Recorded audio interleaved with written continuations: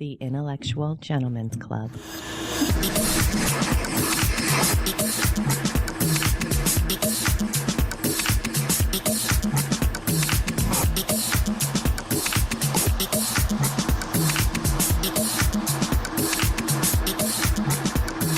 Welcome back to the Intellectual Gentlemen's Club. I'm Jason Abbott.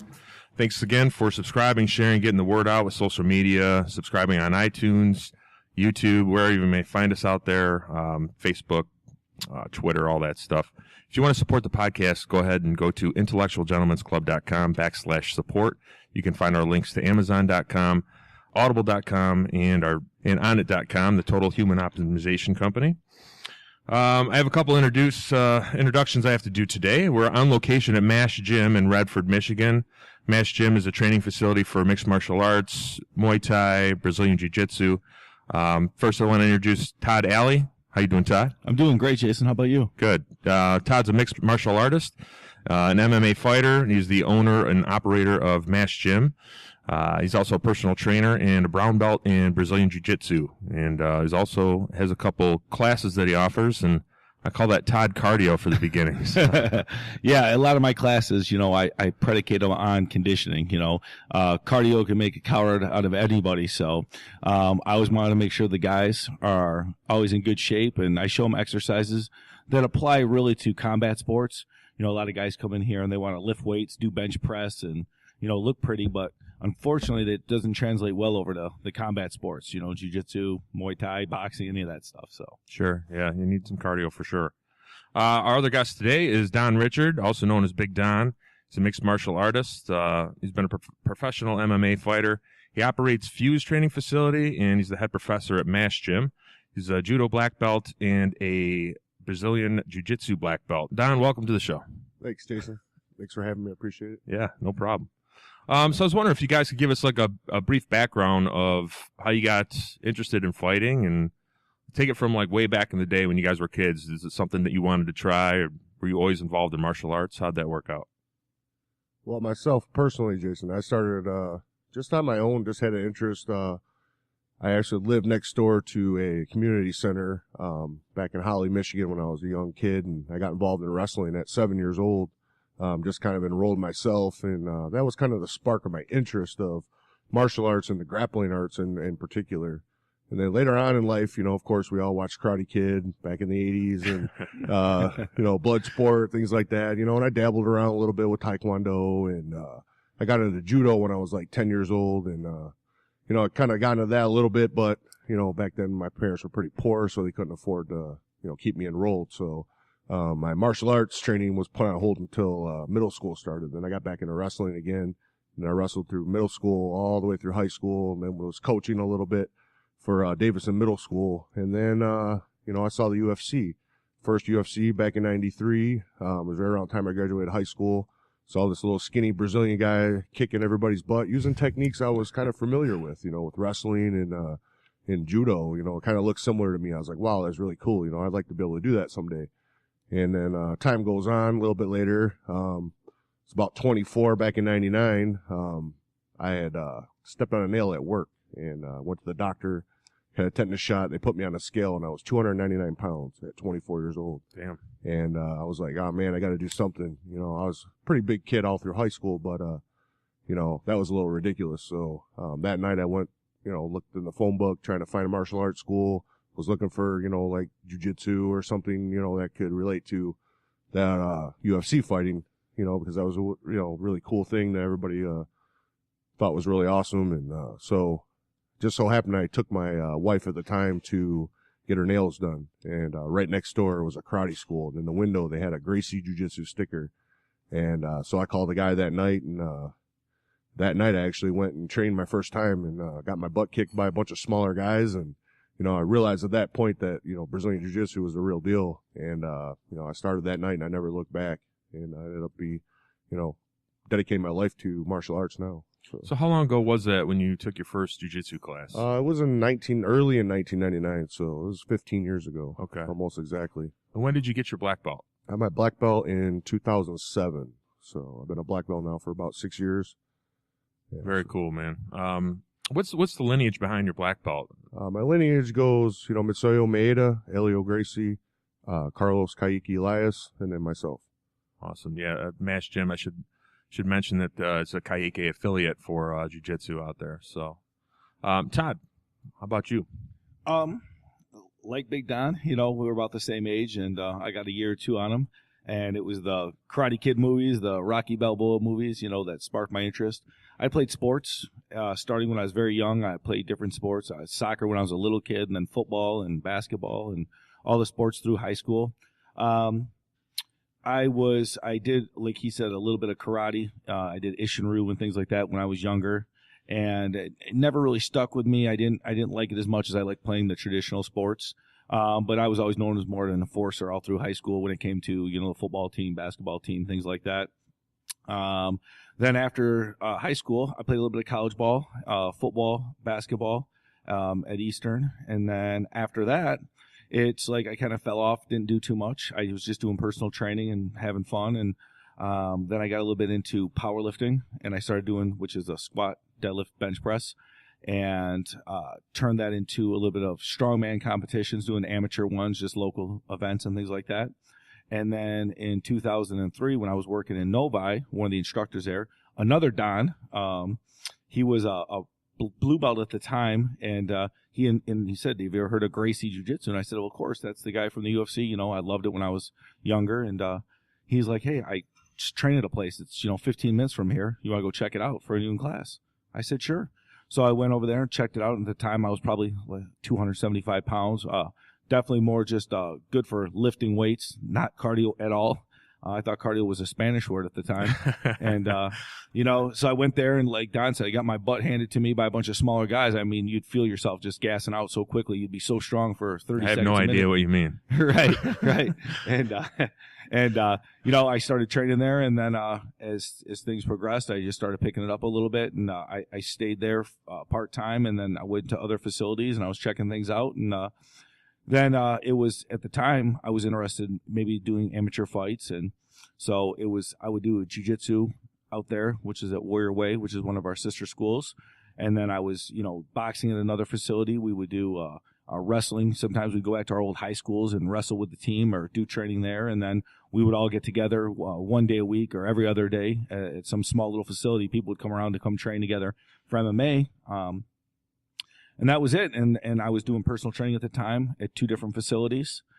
So I was out in Novi and I was in Dearborn. And then I've always wanted to own my own gym for personal training, but just never made sense to do a personal training gym. It just, to pay the bills and do everything else, you'd have to, it would be too much work for the money. Sure. So anyway, that's it. So I had an opportunity to put this together, and that's where we're at now. So when did MASH open? Was it 08? Yep. 09? April 08 Okay. is when we opened. But it was probably 2.5 years in the process before that Sure. we were looking into it. I had an opportunity down in to open it in Southgate. My uncle owns this giant building down there, and he wanted us to do something with it, my father and I. So I looked, and I brought some of the guys down from the team, like, "Hey, what do you think about down here?" Well, most of the guys were from this area or north, and they're like, "Man, it's a long way to go." And at the time, I didn't have enough experience to do anything on my own. I couldn't teach classes per se. I needed, guys like Big Don to help run the school and do stuff for me. So it was kind of going to fall by the wayside. And then my partner in the gym was a client of mine. He's like, "Hey, I own a building on 8 Mile and right off Grand River." He's like, "It's a perfect locale." He's like, "We'll go partners." He goes, "You co-own and operate, and, I'll be the landlord, and we can make this thing happen." So we came and checked out the facility, me and some of the guys, and it was like, it's a really great location. And the building, was full of just lifetime of his stuff. So it took us a year pretty much to clean the building out. And then I went to Vegas a couple times and kind of got a floor plan that I was interested in to, utilize all our floor space. We went and got architectural prints done and start with the build out and then start to look to buy the equipment. And you did it the right way. It's not something you rushed into at all. It took all of 2 years from the point of conception to the day the door opened. It was all of 2 years.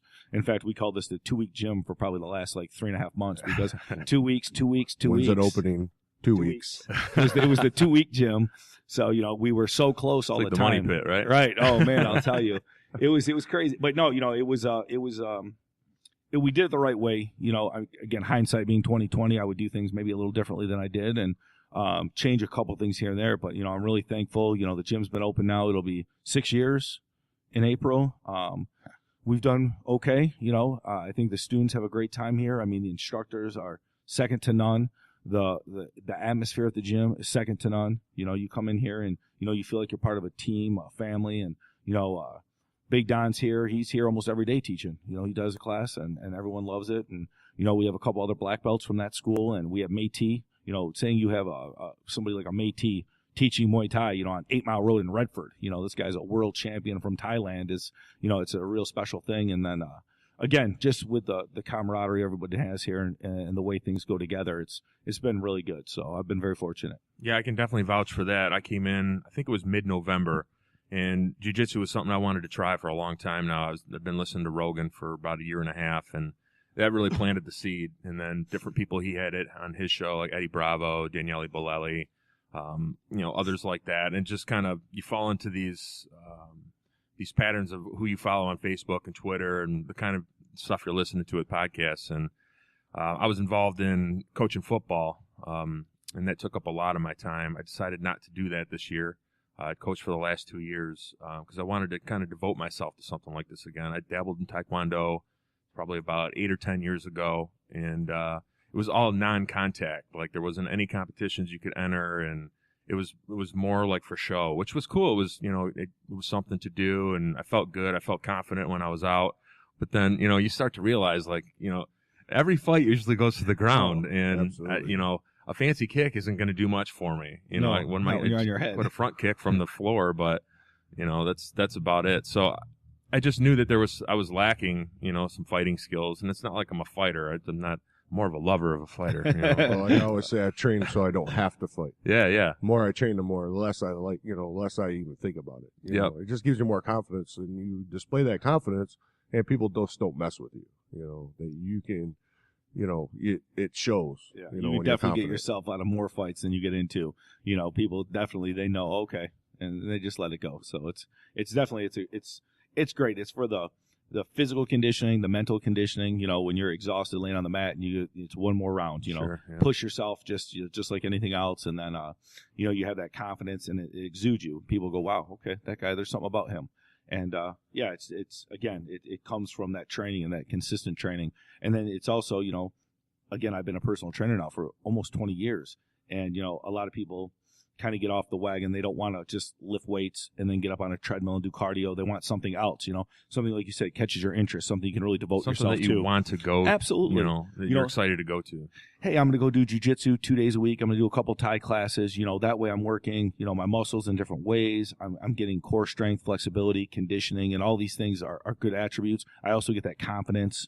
And so it translates great, and, people really enjoy it. And it's, wow, I can come to this class setting and you're with, 25 like-minded people that, you get to hang out after, you go watch the UFC fights after, you do stuff with. And again, with the instructors here, you can't really appreciate how lucky you are to have, 3 or 4 high-level black belts. There's only 10 in the whole state, coming from the lineage that Big Don was talking about, that can say, I come from 1, 2, 3. It's like, wow, that's unheard of. You didn't train with your uncle who was, ex-Green Beret guy who's learned this, and he taught me in my basement. Sure. You learn from the right people, so it's good stuff like that. Yeah, I mean, from the first time I came into the gym, everybody welcomed me with open arms. Even when I came in to just check it out for my kid, we were gonna train together, and he has been, and he's loving it, man. You can barely keep him away from here.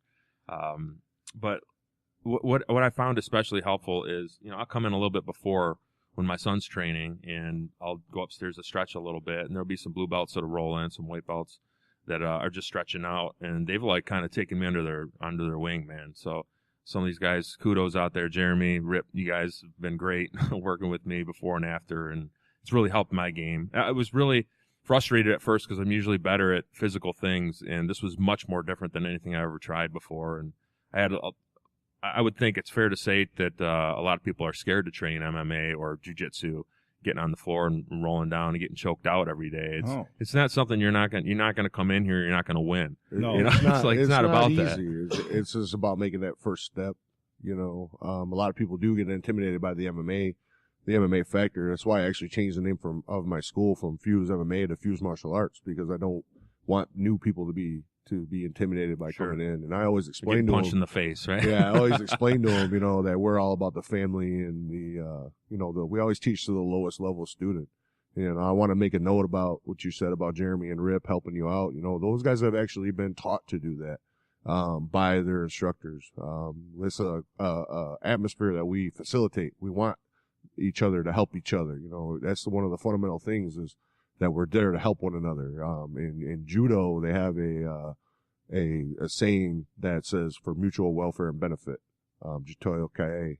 It means mutual welfare and benefit. And, that's what it means. We're just there to help each other, help push each other. And, the higher level belts help to bring the white belts up to their level, because, it helps them too, because as you get better, they get better. Yeah, absolutely.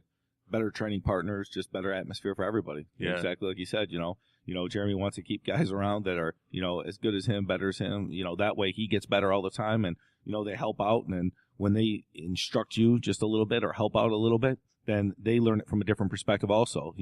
It's one thing to be taught. It's another thing when you teach, you learn it from that different perspective. And again, it keeps that tight-knit group of people. Plus helping people out, helping teach other people helps you understand the technique better even. If I have to, it's one thing to see the move and perform. It's another thing to explain it to someone else to get them to do it right. So you understand that technique at a deeper level, for sure. Right. Going to like the origins of jiu-jitsu over the years, and basically everybody who's listening probably knows that the Gracies are, the family that basically got the ball rolling with Brazilian jiu-jitsu, but there's different schools like the Machados and things like that. How has jiu-jitsu developed over the years, for different styles and things like that? How do you feel like the progression has gone? Well, the progression for me, there's like kind of two sides to the jiu-jitsu coin right now. And one side being how it applies to the sport, and the other side being, what Helio Gracie, founded his style of Brazilian jiu-jitsu on. The Gracie jiu-jitsu was founded on self-defense and how it applies to a fight. The sport aspect is just a way to practice and to develop sensitivity and be able to flow from move to move and things like that. And they kind of develop as a sport from there. And nowadays you see a lot of focus at certain schools, not all schools, but certain schools, and definitely a lot of schools, that the focus is on the sport aspect of it. And, that's kind of a subject for me that is kind of close to my heart, because I was a good competitor, and I like to, train good competitors. But at the same time, like, if you're a new student coming in, I think you're coming in to do martial arts. The thing you should be learning first is self-defense. And in my opinion, if you're not learning self-defense your first class, then you probably are in the wrong place. That's just my opinion, and that's how I teach my classes. If I have a new student coming in, first thing they're going to learn is how to defend themselves against someone trying to attack them. I might not be able to teach them everything in one day, but I'm going to at least give them a few tools in their toolbox that will help them in case they're in a dangerous situation. Hopefully it's just simple enough that they can remember easily. I think martial arts in general just gets too bogged down in the latest, greatest fancy techniques and flashy techniques, but are they really effective in a self-defense situation? Right. Yeah, I agree with that huge. It's definitely always the latest and greatest, and that's where we would say, oh, I saw this on YouTube, or, this guy talked about that. Yeah. There's tons of that. And that stuff's a lot of fun to play with. Once you have an understanding of self-defense and the basics of any martial art, those things are fun. There's something for the higher level guys to have fun with and explore and, play around. And, that's the whole thing though. It's playing around, it's, when I'm serious about, self-defense, if I were to write a book, it would be about 10 pages long. It's not, really that complicated, that complex. You can learn how to defend yourself using Brazilian Jiu-Jitsu rather quickly with a good instructor, for sure. Yeah, definitely. The ideology, you started out with, one is for self-defense and be able to defend yourself in a street fight with no time limit, no clock, no anything. It's like, I'm going to wear this person down and be able to submit them or, keep them off of me. And then there's the ideology of a competition. I only have 6 minutes to win this match by an advantage, a takedown, any little thing. And I like how with our instructors, how they, like Don said, they split it down the middle perfect. You know, you'll come in here, you'll learn self-defense, you'll learn to defend yourself in a situation where hands are up, but they're not in an intimidating factor. Hey, I don't have a problem, man. Relax. And if the guy comes at you with a big punch, a takedown, you'll learn just different ways to be able to defend yourself. On that same breath, you know, we have classes that are predicated more towards competition. Hey, I compete. I love doing jiu-jitsu tournaments. I wrestled in high school, and this is what I want to do. So you learn both. You come in, you do that fundamentals class, you learn the self-defense, then you do a mixed class or an advanced class, and you really learn all the competition stuff and all the little things. And, you know, like Don said, YouTube is great. It's a tool to be used at a certain point in your jiu-jitsu life. You know, when you're first starting out, you definitely need to learn the basics. How do you stand in base? I mean, some of the basic things, break falling. I mean, things that, you know, sometimes you come to a certain school and you don't learn that for 2-3 months. Oh, I never learned how to bridge properly, or I didn't learn that. All right. Or shrimp. Yeah. Shrimping ain't easy.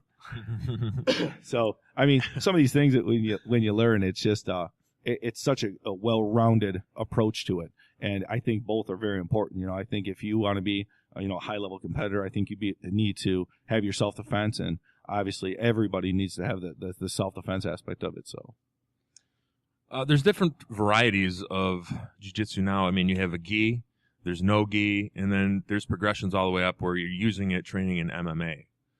So how do you train differently? I mean, you've done mixed martial arts and straight up jiu-jitsu, gi, no gi. Right. Where are the main breakdowns where what works and what doesn't? Obviously, you have a lot more to pull onto with a gi. Yeah, you do, but training the gi probably 90% of the time, maybe 80%. There was probably a time where it was more closer to 50-50 when I was younger and fighting more. But I will say that training in the gi, I like to think of the gi as like resistance training, like lifting weights or something like that, where it kind of slows the game down and makes you understand it from a technical level a little bit more. It helps you not to rely on speed and strength, and that as far as the handles and the grips, most of the handles and grips, I mean, obviously there's some things that you can't do with no gi that you can do with a gi, but the grips for the most part are pretty easily adaptable. A lot of top no gi grapplers in the world, like Abu Dhabi as an example, most of the guys that win every time they have the tournament, I think it's every 2 years now. Those guys are all gi grapplers, and a lot of those guys, Marcelo Garcia being one that comes off the top of my head, says that, hey, I train in the gi 90% of the time. I just take it off 2 weeks before the tournament, So that kind of, when I heard that was back in probably 2003 or 2004. I was probably a brown belt back then, and I kind of was like, wow, it does make sense to train with the gi. Ever since then, I've kind of thought of the gi as just being another tool, having that. Like, as far as self-defense goes, we're in Michigan especially, everybody's wearing a jacket, a sweatshirt or anything like that could be used in the same manner. So that's what the gi is, supposed to represent, is clothing, So as far as, the no gi debate, I think they both have their merits. I think a lot of people these days train no gi just because they're uncomfortable wearing a jacket. A lot of ego gets involved for whatever reasons. But and it's cheaper. A gi costs $100 or more sometimes these days, and people just don't want to spend money. That's the one thing about martial arts. People just don't want to spend money on it. People don't want to invest in their own well-being, and that's kind of sad, really, Yeah, absolutely. Like on that point, like Don said, I think the gi for me, I've been training since 2003, and the first year I wore a gi all the time, and then after that, when I started doing amateur fights and things like that, I got away from the gi, and that was a detriment to myself. Probably for a year and a half, I wore the gi very sparingly, and then when I looked at it like from the perspective of all these UFC champions, even now today are black belts in jiu-jitsu. They wear a gi, they train in a gi. Most of them are high-level competitors, and they're high-level competitors in a gi. I think it makes a huge difference. I think, like Don says, it slows you down, takes away from your ego. You can't just pull out of an armbar as easily. You can't pull out of a guillotine choke as easily. Like I always explain to people here, if you can get out of an armbar in a gi, getting out of one with no gi is 10 times easier. Same thing with like a guillotine, and I think it balances things out and it makes you work on your technique much more. So. Excellent. We've been talking a little bit about training the body. I saw this quote the other day. It says, make civilized the mind and savage the body. I saw that quote the other day too. I That's really a good like one, that. isn't it? I don't remember. I saw it on Facebook actually. I don't remember. I think that's where I found it. Yeah. There's a lot that has to say about modern society and where our adrenaline goes usually. I mean, back in the day where, we were living in agricultural societies and things like that, we had much different things to worry about. We had bandits that we had to worry about, or, animals that were going to eat us alive and things like that. It's much different nowadays. We don't have these real fears or these real dangers, I guess you could say. But I think that there's still that underlying issue with fear and having to purge that adrenaline every now and then. I know when I do like furious workouts after I come in here, like my mind is like much more at ease when I leave. I feel much more relaxed, and it's like the volume gets turned down, like in Fight Club. They said, Right. after Fight Club, the volume gets turned down. Nothing really matters. You just had somebody strangle you for an hour. Going out in the real world isn't that really isn't that scary anymore? Right. What's to be said about that? Well, for me, when you're training in anything, you're lifting weights or you're running or, you're doing jiu-jitsu or you're doing kickboxing or whatever, it puts you in the present moment. You can't think about anything outside of what you're doing at that moment, So that's a therapeutic benefit for sure. For sure. People pay, buku dollars for isolation tanks and, things like that help. I don't know if isolation tank would be a good example, but to get put into that present moment. So many people live in the future, they live in the past, they dwell in the past, they dwell in the future, they're thinking about, oh, my rent's due and I don't have $1, Sure. blah blah blah.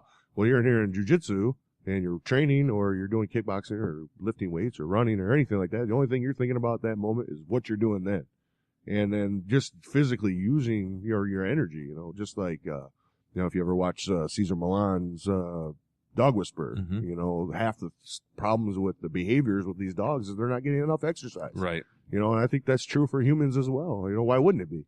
We're animals too. And if we're not exercising properly, we're not using our body for what God created it for, out hunting and fishing and trying to get food and, fighting off our enemies and things like that, then we're not doing what we're designed to do, Yeah, I mean, along with that, I think that your body is capable of so much more. It's always the mental that gets in the way.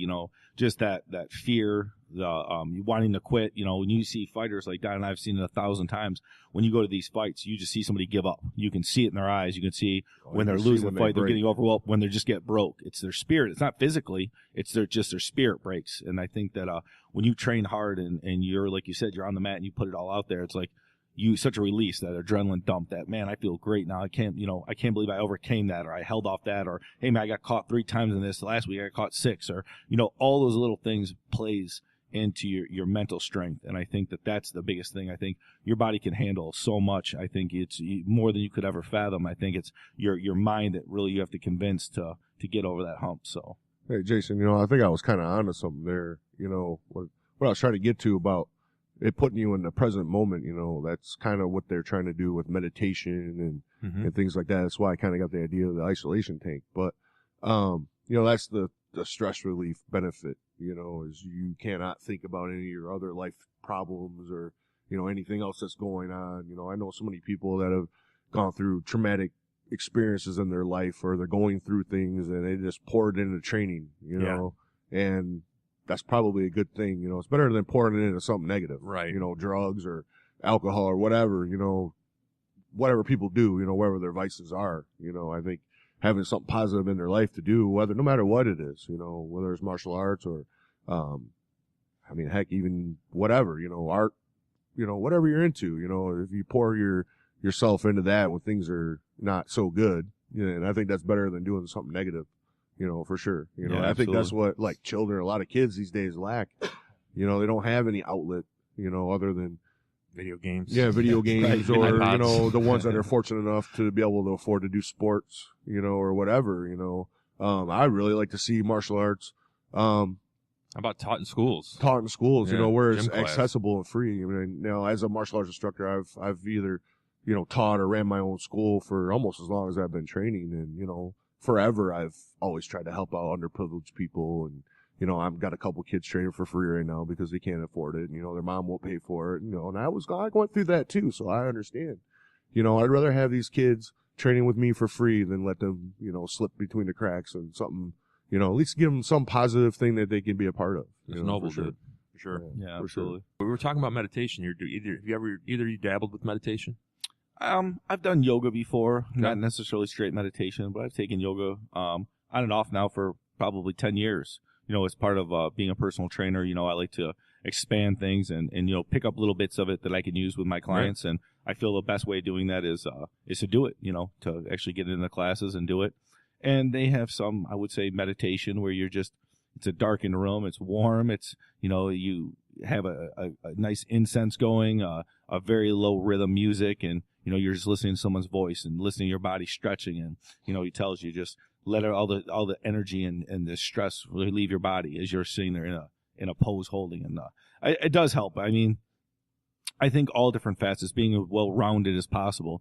I think jiu-jitsu, one of the things they've really got into as of the last few years is about a lifestyle, not just when you walk in the academy doors, but, eat right, take care of your body, make sure you're getting enough. The Gracies have the Gracie diet, some people follow that, some people follow variations of it, but, it's all about healthy eating, drinking enough water, taking care of your body. And I think that's so important. And I think, being well-rounded. So, hey, if you do jiu-jitsu on a regular basis, there's certain weightlifting exercises or certain other drills that you can do like we do before my classes that help complement your jiu-jitsu. I think, doing drilling moves, for 20 minutes straight where you're just drilling a technique to build that muscle memory, that connective tissue. I think yoga where you're stretching out, it's a good stress reliever. I think it's something that's again, can always benefit you overall, whether it's just in jiu-jitsu or life in general. So, how about you, Don? About with any meditation, yoga? Well, I've definitely done yoga. I actually enjoy yoga quite a bit. I would be doing it more regularly if the class wasn't before my my jiu-jitsu class. I was doing it for a little while, and I just didn't have much left for teaching, and I was too relaxed. You know what I mean? Like, I need to be kind of amped up a little bit. Have a lot of energy. Because people feed off your energy. When you have a lot of energy and you're excited about something, the other people are going to be too. It's definitely infectious. But as far as like actual meditation, I'm a little hyper anyways, little ADD, so it's hard for me to do that kind of thing. That's where jiu-jitsu or just martial arts training, like I was saying before, it's almost when you're training, like especially when you're rolling or you're sparring, meditating. That's kind of similar to meditating because you're at that 0 point. The flow state. Yeah, you can't think about anything outside of what you're doing at the moment. And I think that's basically what meditation really, what you're trying to do. You're trying to get to that 0 point.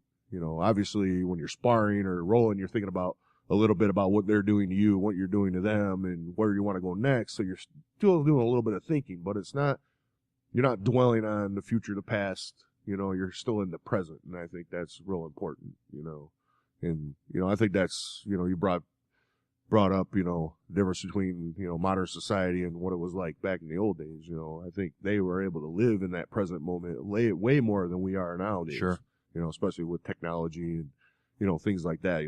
Kids are always, worried about, oh, when I turn 18, I'm going to, do this. They're, even as kids, you're worried about what's going to happen in the future or what happened in the past. You're not thinking about what you're doing at the moment. Mm-hmm. You're always looking to the future, or it's just, same kind of thing though. It's, you want to be in the present moment. I think that's good for the psyche, for sure. Yeah. As far as yoga is concerned, one of my buddies I've had on the podcast before, Nicholas Grigoriadis, he's Roger Gracie black belt, and he just actually had a book that came out. I just want to recommend that real quick. It's called The Black Belt Blueprint. It's available at theblackbeltblueprint.com. He sent me a copy of it, and It's got all these just layouts of just different positions and how to defend, how to go on the offense from that, nutrition, yoga. It covers a variety of different things. It's basically for the beginner all the way to the advanced. And one of the things he really focuses on is yoga. He's tried rock climbing for strengthening grips and things like that. The thing he says supplemented his jiu-jitsu the best has been yoga, flexibility and all that. So we were talking about back problems the other day, and I remember going to the chiropractor helped for me back in the day, but yoga really helped as well. The last time I really threw my back out, I focused on yoga for a while. I was going a few times a week, and that really ironed it out. So some of the best things that help me with my back are, typical yoga techniques. Stretches. Yeah, and things cobra like that. stretches and, things like that. Definitely, you're going to try anything, especially when you have back and neck pain. You're going to try anything other than surgery before you get to it, and being someone that's dealt with, back and neck problems forever, almost as long as I've been training, I got hurt really early on when I was probably 26 years old. I herniated a disc in my back. And then later on, I herniated a disc in my neck as well. And, so you kind of reach out to, I've been to several different type of chiropractors, several different, physical therapies and things like that. So you kind of find out what works for you, what gives you some relief. Sure. For those of you guys that are dealing with any back issues like sciatica and stuff, I would suggest you guys look up nerve flossing on YouTube. There's some videos on there. It's really simple techniques. Really helps me a lot when my back is spasming. It's just a simple technique. You guys can look it up on YouTube. So that's one thing I just found recently. Huh? Yeah, nerve flossing. It's a real simple technique. I actually could show you, when we're finished here. It's actually really simple, but it helps me a lot. So if you have any sciatica or you're getting back spasms, nerve flossing is something you want to look into for sure. Cool. And then also foam rollers. Right, I was going to say foam rollers is a big lacrosse thing. balls. I see dudes have them in their bags here, foam rollers, they roll with them. Yeah, right. Yeah. Oh, yeah, for sure. I mean, like I said, it's just all the little extra things that you can do to complement, a healthy lifestyle. If you're a martial artist and you're doing jiu-jitsu or you're doing Muay Thai all the time or you're doing both, they're so different where jiu-jitsu is like a long flow, a consistent muscle endurance. You're rolling with somebody for 5, 6, 7, 8 minutes, where Thai you're doing, a 2-minute round on a bag or a 3-minute round on a bag, using fast twitch muscle fibers as opposed to more slow twitch, and, just the wear and tear on your body that you get from it.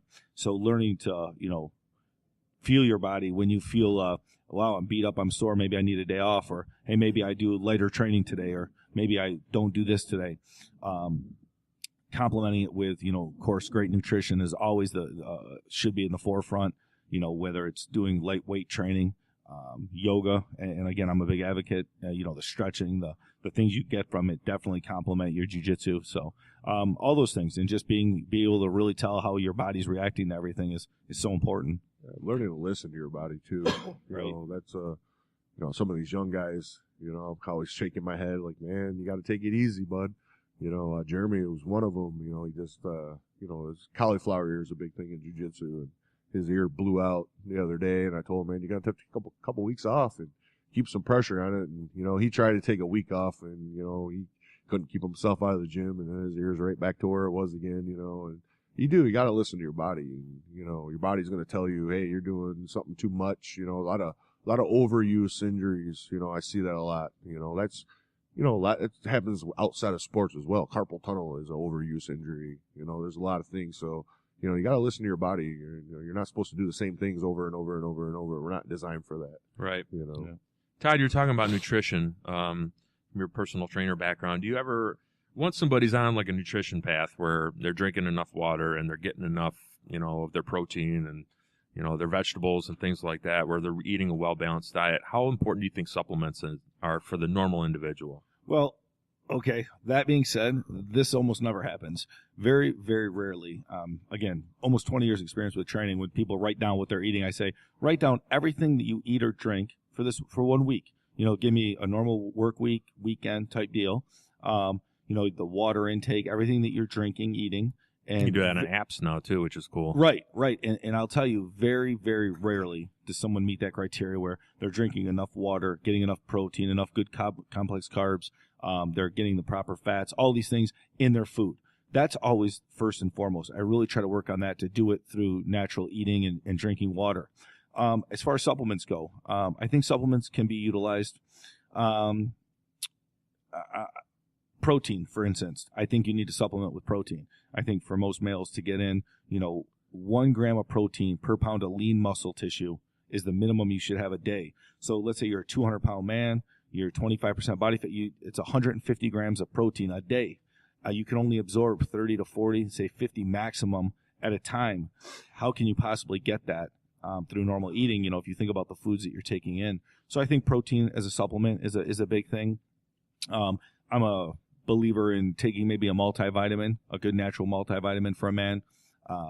Vitamin C is a nice supplement to take.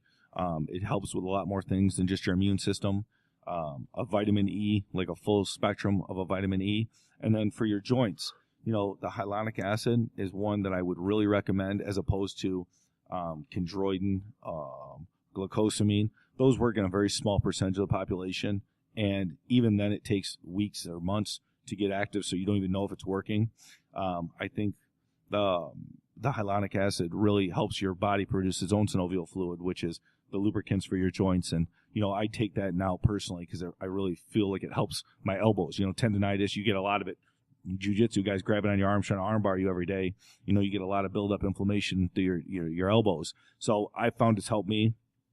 But again, I would always say the most important thing is if you're drinking 100 ounces of water a day, you're getting 1 gram of protein per pound of lean muscle tissue a day.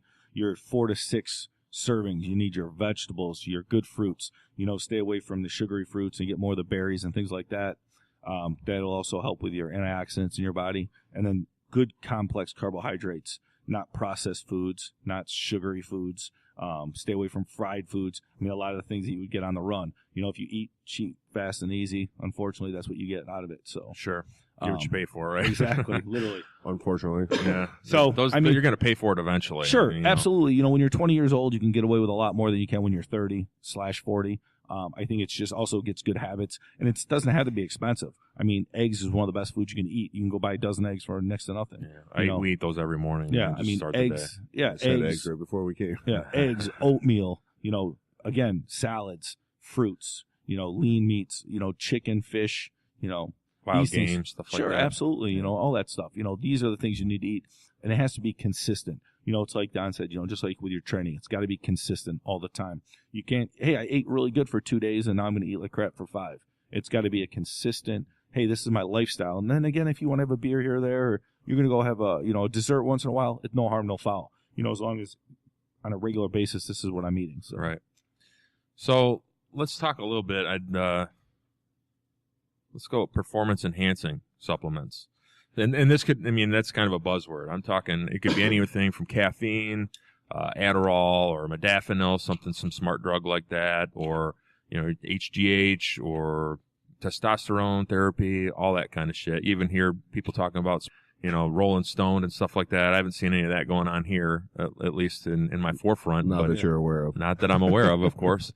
But how do you guys feel about all that? I've even heard an interview with Dan Hardy where he said he used to like to roll when he's on a light dose of mushrooms just because it helped his reaction time and things like that. So there's tons of things out there that people have access to. Do you guys recommend anything like that? I wouldn't recommend any of it, to be honest with you. You don't want to put anything foreign into your body.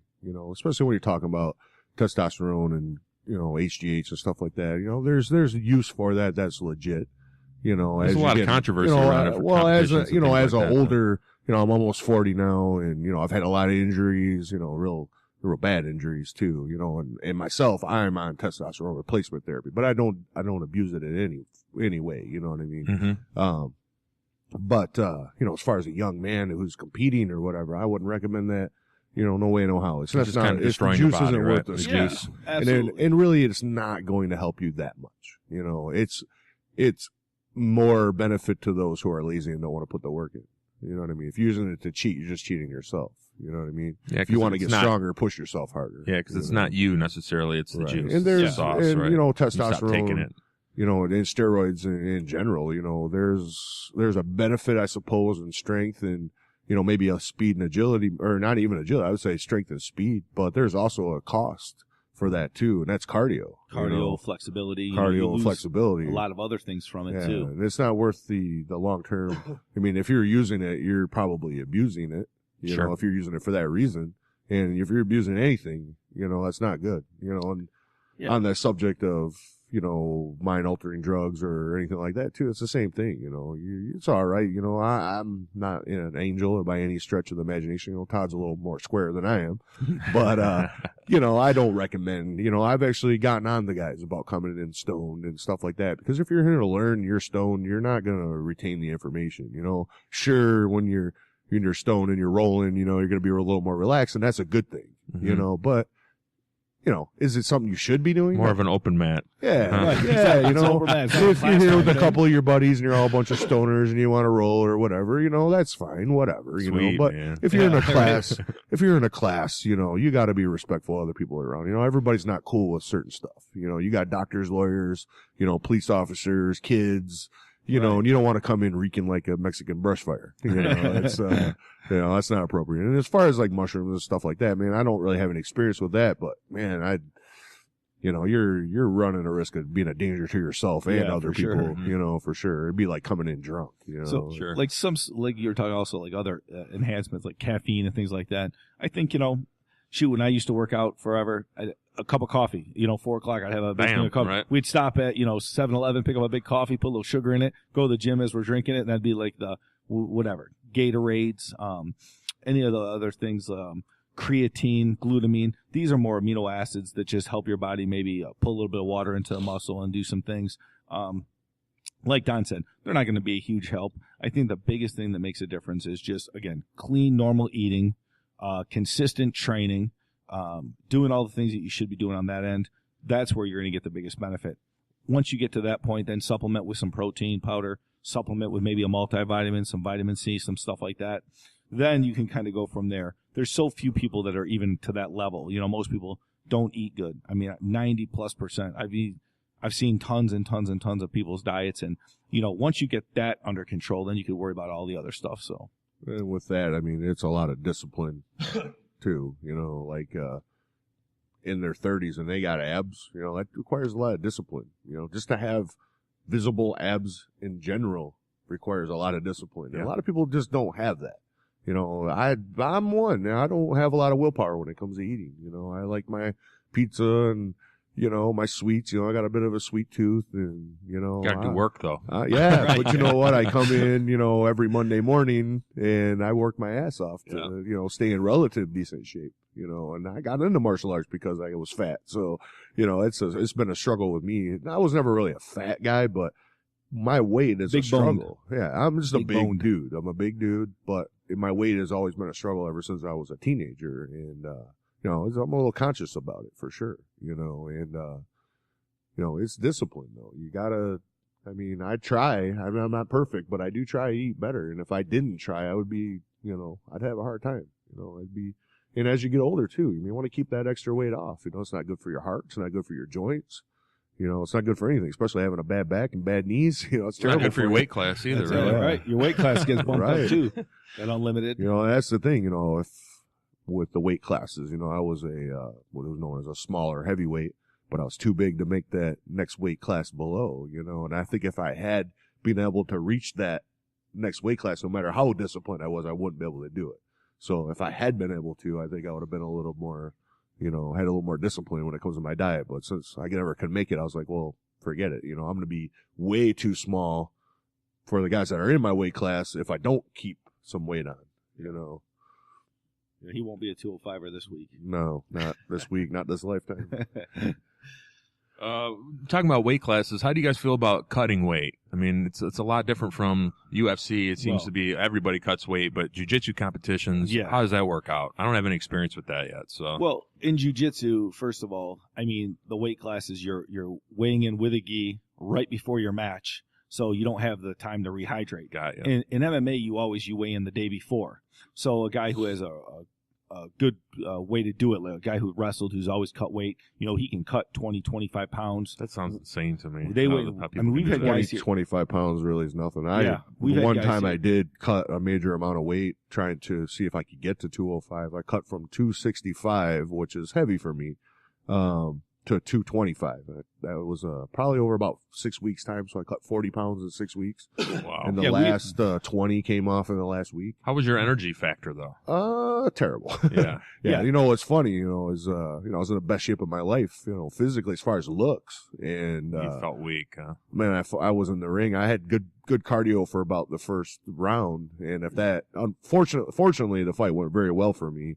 But, had that fight been a little tougher competition, into that second and third round, I'd have been in trouble, cardio-wise. Yeah, we've had guys here go from, well over 200, 210, 15 pounds cut to 171. But you weigh in the day before the fight, and then if they do it properly, then they rehydrate themselves. Pedialyte, water, food. They come in the cage the next day at 190, 195 easily against a guy who maybe walks around at 75, 80. So there's a big advantage. And depending on the skill level, if it's a high-level amateur fight or if these guys are pros, it does help. For jiu-jitsu, I've always heard Don say, hey, don't worry. If it's a pound or two, okay, cut the pound or two and get in the next weight class. No more than 5 or 6, 7, maybe at the top end. Cutting 10 pounds or more for a jiu-jitsu tournament, especially a local one, the juice isn't really worth the squeeze. Not at all. You should be fine. Jiu-jitsu is made for the smaller person, and it's a technical battle more than a strength and size battle. Now, everything being equal, size does start to play a factor, but 5 or so pounds really isn't going to make that big of a difference. Not a huge difference at all. It shouldn't. And like Don was saying, is to cut that weight. And then to go, you have to weigh in right there with your gi on, and then step on the mat and go. You're not optimum. Your fatigue's done. You're going to be tired quickly. Your endurance. So it's like, man, I cut this 10 pounds to do this. I would have been just better to be the 10 pounds heavier in the next weight bracket or whatever. So that's it. So I think it all depends. I think it too when the guys do it. A lot of them, they do it in a nice way where Don said it's over a month or 2 or 3 where you start to cut down. Hey, okay, I got a fight scheduled for 12 weeks. They start to diet down properly. They're training a little bit more. They're bringing the weight off. And then the last, 15, 20 pounds is just water weight. Right. So they learn how to do it. They put on the different alcohol stuff on their bodies. They sit in a hot bathtub. They sit in the sauna. They sweat it out, called sweet sweat, stuff like this. But all of it is not healthy. Yeah. Doing this day in, day out is not the best. A lot of these guys that are cutting the weight too. It comes back to the discipline again. They allow themselves between fights to balloon up 30 pounds where they're not even at a healthy weight, for themselves. They should be, hovering around 20 pounds over their weight class. We're talking about guys that are fighting, under 185. They should be within 20 pounds of their weight class at all times. If they're getting up in 30 pounds, that's a lack of discipline on their parts. They shouldn't be doing that to themselves.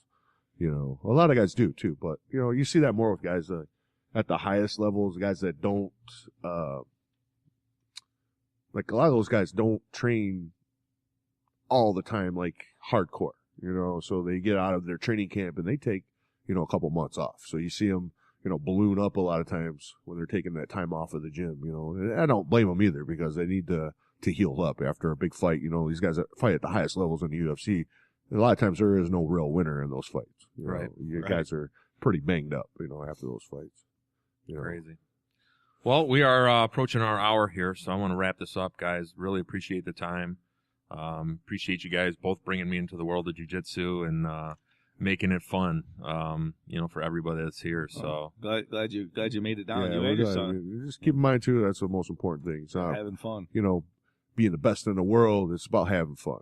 Being able to have a little more confidence in yourself and be able to protect yourself and protect your family if need be. And, being around good people, being around a positive environment, so just stick with it, man. You'll have a lot of fun and you're going to meet a lot of amazing people. I couldn't tell you the amount of amazing people that I thought I would never come in contact with in my life, that I met through martial arts, so you never know where it's going to take you, for sure. Right. Todd, where can people find you in the gym? What's that? And the gym. Where can people find you if they want to reach out? MashGym.com. They can always find you in the gym. Find me in the gym almost any time except between like noon and 3. No, MashGym.com. They just go to MashGym.com, MashGym.com, and all our contact info's on there. Our class schedule. It's the best way to always get hold of me. Got Facebook, Twitter as well? Absolutely. Both Facebook and Twitter. So.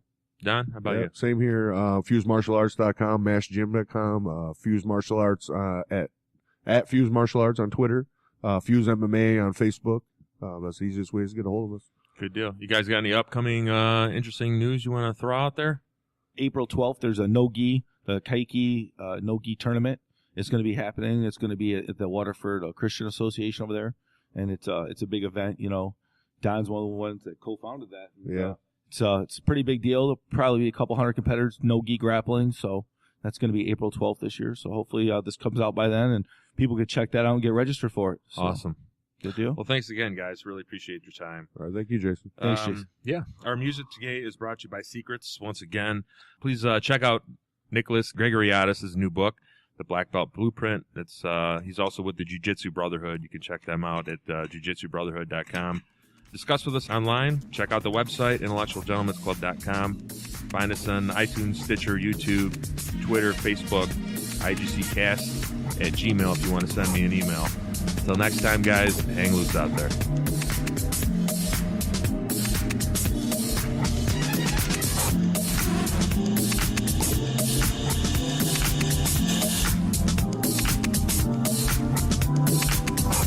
Sit down.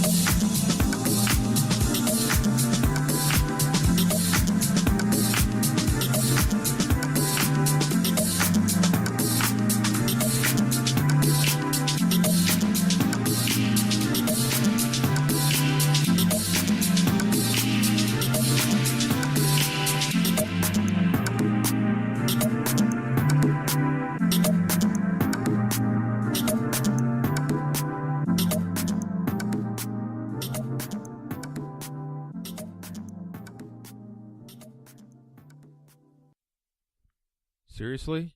You're still listening? Well, why don't you download all the podcasts? www.intellectualgentlemensclub.com. iTunes, Stitcher, the whole works. Go get the rest of them. Later. I never said I was a gentleman, Actually- motherfuckers.